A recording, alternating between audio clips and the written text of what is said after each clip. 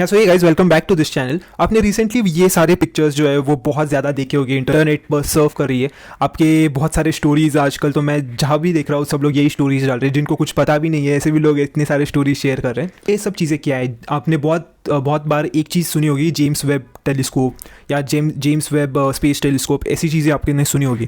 तो एग्जैक्टली क्या है ये टेलीस्कोप और इतना ज़्यादा इसको मतलब हाइप क्यों किया जा रहा है? तो इससे पहले भी आपको अगर याद होगा तो दिसंबर में जब ये टेलीस्कोप लॉन्च हुआ था तभी भी बहुत ज़्यादा हाइप हुई थी और बहुत ज़्यादा न्यूज़, मतलब बहुत बड़ी बड़ी न्यूज़ हेडलाइंस इसने हिट की थी। तो इसका रीज़न क्या है, ये सब चीज़ें आज पूरी हम इस वीडियो में देखेंगे कि एग्जैक्टली इतना ज़्यादा क्यों इसको डिमांड है और ये क्या है exactly James Webb space telescope. I know आप भी उतने एक्साइटेड हो गए जितने मैं हूँ। बिना किसी देरी के शुरू करते हैं फिर वीडियो को।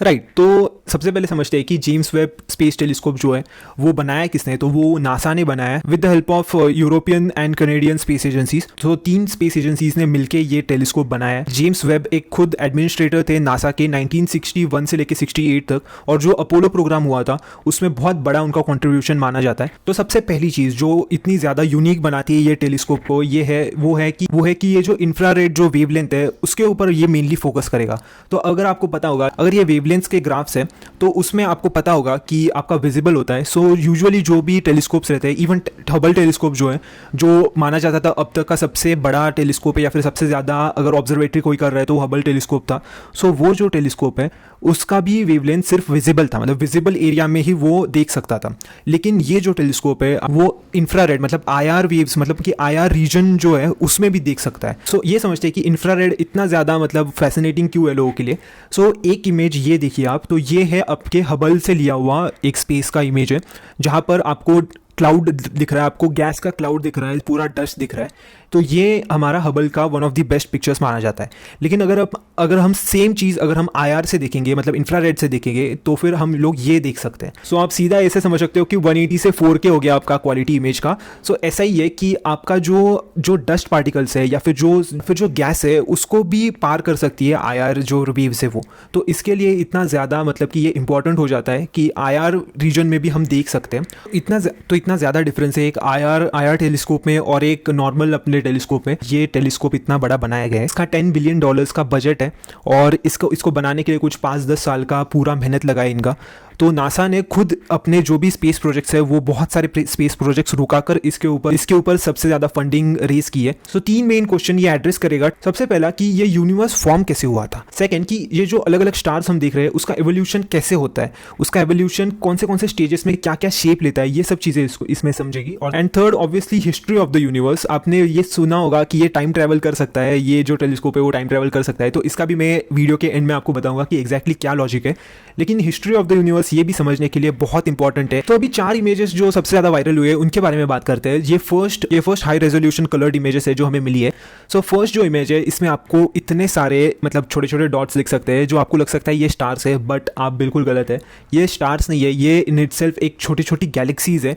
मतलब हमारी जैसे मिल्की वे गैलेक्सी है वैसे ही ये अलग अलग गैलेक्सीज है। मतलब आप सोच सकते हो कि कितना बड़ा हमारा स्पेस है और उसमें हम कितनी छोटी एंटिटी है। मतलब कि आप सिर्फ ये फोटो को देखकर इमेजिन कीजिए कि ये जो छोटे छोटे चीज़ें ये जो छोटे छोटे आपको टिमटिमाते चीज़ें दिख रही है ये कुछ नहीं बट गैलेक्सीज है। और गैलेक्सीज के अंदर एक स्टार है और एक स्टार के साइड में कोई एक छोटा सा हमारा प्लैनेट है। मतलब हम कितने ज़्यादा छोटे हैं, इससे आपको समझ में आ गया होगा।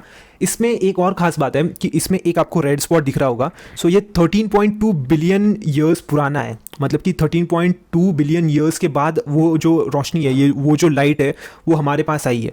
तो आप सोच सकते हो कि बिग बैंग जो है वो 13.8 बिलियन ईयर्स पहले हुआ था, ऐसे माना जाता है। बिग बैंग के बाद अगर जस्ट कोई स्टार बना होगा या फिर कोई गैलेक्सी बनी होगी तो उसमें से ये एक चीज़ है जो हमें दिख रही है, that is 13.2 billion years old. So आप सोच सकते हैं कि कितना ज़्यादा हेल्पफुल होगा ये डेटा, ये एनालाइज करना।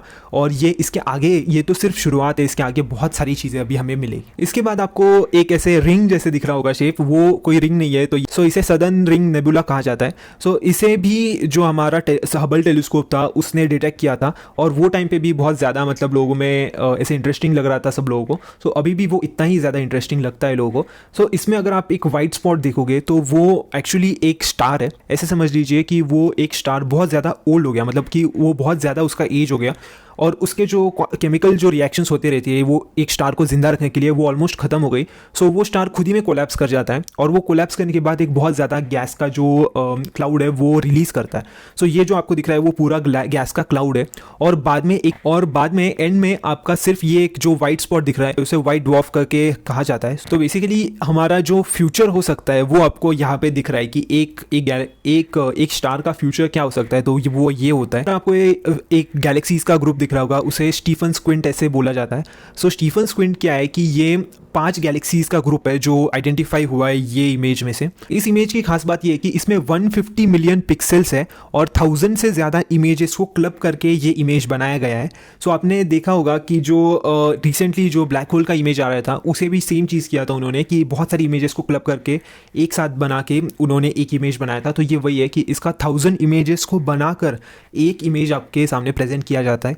तो आप सोचिए कि मतलब जो टेलीस्कोप है वो कितना ज़्यादा पावरफुल है, और हम यही से अंदाज़ा लगा सकते हैं कि आगे भी कितनी इंटरेस्टिंग चीज़ें हमें पता चलेगी हमारे यूनिवर्स के बारे में और हमारे ही मतलब जो स्पेस है उसके बारे में। ये इमेज में आपको दिख रहा होगा कि कुछ गैलेक्सीज जो है वो कोलाइड कर रही है। सो ये बहुत पहले होता था, मतलब कि जब जस्ट बिग बैंग हुआ था उसके कुछ बिलियन साल बाद, उसके कुछ बिलियन साल बाद, क्योंकि हमारा जो स्पेस था वो बहुत ज़्यादा कॉम्पैक्ट था, और वो कॉम्पैक्ट स्पेस के वजह से जो अलग अलग गैलेक्सीज होती थी वो कोलाइड करती थी एक दूसरे के साथ। सो ये वही फिनोमिना दिखा रहा है, और इसी से आपको पता चल रहा है कि जो हमने अभी तक थियोरी पढ़ा था वो अभी जैसे जैसे एडवांसमेंट होती जा रही है वैसे वैसे हमें दिख रहा है कि वो सब चीज़ें सच है, और कैसे दिखती है एक्चुअली चीज़ें, वो सब चीज़ें हमें अभी पता चल रही है। और एक लास्ट पिक्चर जो सबसे ज़्यादा मतलब कि मुझे सबसे ज़्यादा अच्छी अगर कोई लगी तो ये है, तो इसे करीना नेबुला करके कहा जाता है।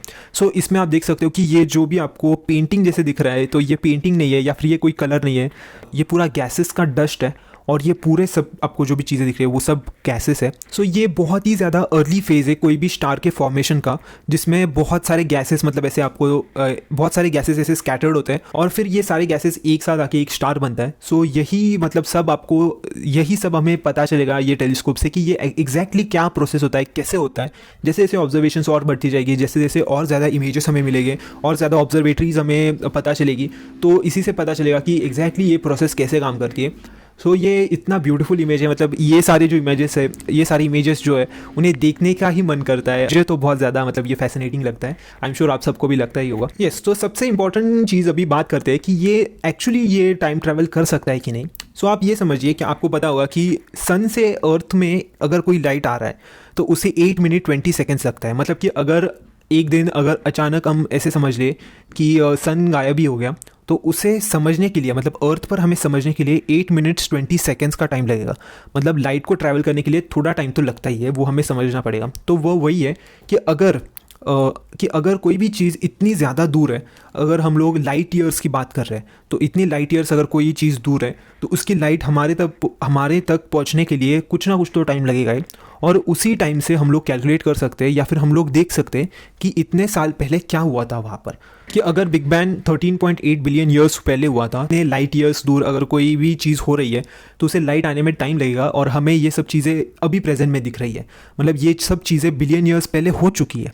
सो आप ये सोचिए कि हमें उससे हमारा जो पास्ट है, जो हमारी हिस्ट्री है, वो सब हमें समझ में आएगी, और अगर हमें पास्ट समझ में आ गया तभी हम देख सकते हैं कि हमारा फ्यूचर क्या हो सकता है। तो ये बहुत इंटरेस्टिंग होने वाला है कि ये तो बस शुरुआत है, अभी तो सिर्फ इतने कम इमेजेस हमें मिले, अभी बहुत सारी चीज़ें और मिलेगी और बहुत ज़्यादा रिसर्च होगा इसके ऊपर। एंड में मैं ये बुक रेकमेंड करना चाहूँगा सबको, स्टीफन हॉकिंस का ये लास्ट बुक है, that is brief answers to big questions. ये बहुत ही ज़्यादा अमेजिंग बुक है, मतलब मैं आप सबको मतलब जेन्युइनली रेकमेंड करूँगा कि ये बुक कभी ना कभी तो आप पढ़िए टाइम निकाल कर। इसमें बहुत ही ज़्यादा मतलब इंपॉर्टेंट जो क्वेश्चंस होते हैं, एक साइंस फ्रीक को जो भी क्वेश्चंस आते हैं वो सब के आंसर्स इसमें दिए हुए हैं। मतलब कि do you believe in God, तो ये क्वेश्चन उन्हें पूछा था तो इसके ऊपर भी उन्होंने आंसर दिया है। फिर हम लोग का जो ब्लैक होल्स के ऊपर जो क्वेश्चंस होते हैं उसके आंसर दिए, फिर टाइम ट्रैवल के ऊपर आंसर्स दिए, इतने ज़्यादा मतलब कि ईजी लैंग्वेज में उन्होंने समझाया है पूरी सब चीज़ें। तो मैं डेफिनेटली रेकमेंड करूँगा कि ये बुक तो आप कभी ना कभी तो पढ़िए। So yes, I guess that's it from my side guys. अगर आपको वीडियो पसंद आए तो प्लीज़ शेयर कीजिए लोगों के साथ, सब्सक्राइब कीजिए चैनल को and stay tuned to this channel. Thank you.